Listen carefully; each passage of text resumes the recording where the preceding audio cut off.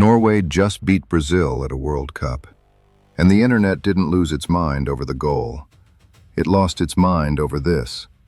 Thousands of fans sitting shoulder to shoulder, rowing an invisible ship, chanting one word over and over: row, row, row, row. Politicians did it in Norway's parliament. A fighter pilot did it from the cockpit of an F-35. The crowd did it so hard in Oslo that seismographs picked it up as an earthquake.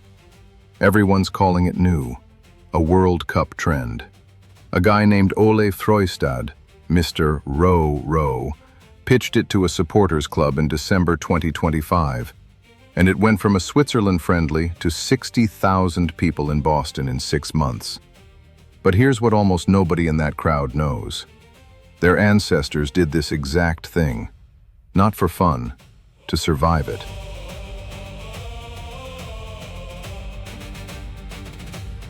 To understand why, you have to understand what a longship actually was. Not a warship in the way we think of one. A longship carried everything: settlers, cargo, raiding parties, kings, and it ran on one engine: human backs. Take the Gokstad ship, built around 895 AD, buried with a Norwegian chieftain and dug out of a burial mound in 1880. 76 feet long, 16 pairs of oars, 32 men, each one pulling an ash wood oar that flexed like a spring with every stroke. The Oseberg ship, found in 1904, was smaller, but it tells the same story. This was a machine built entirely around synchronized human effort. No engine, no sail wind you could count on, just 32 men who had to move exactly together or the ship went nowhere. That's the part the football fans have accidentally rediscovered. A long ship doesn't reward individual strength, it rewards unison. Every oarsman had only one job: match the man beside him. One person rowing harder than everyone else didn't make the ship faster. It made the ship less efficient.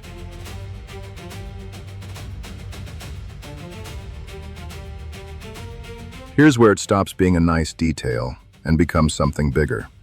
Medieval Norway ran on a system called the Leidang, the Ledung. It wasn't optional, it was law. Every coastal district in the king's realm was required to build a warship, arm it, and crew it with a minimum of 20 to 25 oar pairs, 40 to 50 rowers, the second the king called. Think about what that means. Rowing wasn't a sport or a celebration. It was a tax, a civic duty written into law, the same way you'd owe grain or livestock. If you lived on the coast of Norway 1,000 years ago, you didn't choose to row. You were counted on to. This is why the image of all of Norway rowing together hits differently once you know the history. It's not a metaphor. It's literally how the kingdom mobilized for war for over 300 years.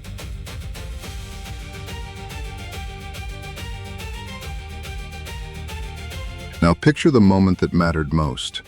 Not the journey, the fight.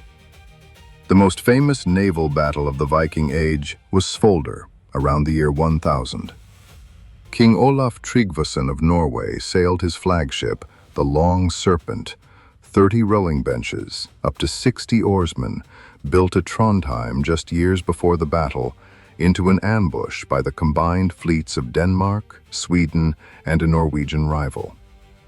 Viking naval combat rarely looked like ships chasing each other across open water. Crews would lash their longships together, hull to hull, turning the sea into a floating battlefield. Which means before the fighting even started, the entire outcome depended on the rowers. Could they get into position, in formation, fast enough and in unison before the enemy did? There's no surviving drumbeat from Svolder, but most reconstructions suggest ships this size would have needed a caller, someone keeping stroke rate, the same way a coxswain does in modern rowing, because 50 or 60 oars moving out of sync doesn't just slow a ship down, It throws the entire vessel out of rhythm and can make maneuvering dangerously difficult.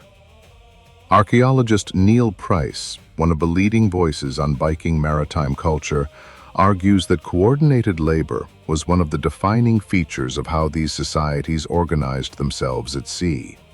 Coordinated breathing, coordinated pulling, a chant or a beat to hold it together. In structural terms, it's remarkably similar to what 60,000 Norwegian fans recreated in a stadium in Boston in June 2026, without realizing they were echoing a military necessity.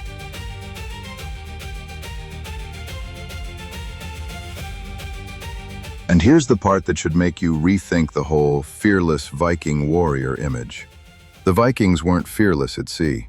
They were terrified of it, and rightly so.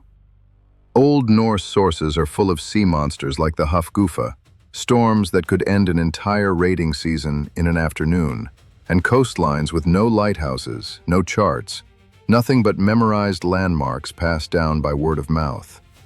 Rowing in unison wasn't just tactics, it was psychology, a way to turn 50 individually terrified men into one steady, controlled unit before they had to face open water or an enemy fleet, or both. Which means that chant the football world is now shouting for fun, row, row, row, likely started as something closer to a coping mechanism, a rhythm helping ordinary farmers and fishermen stay calm before facing open water.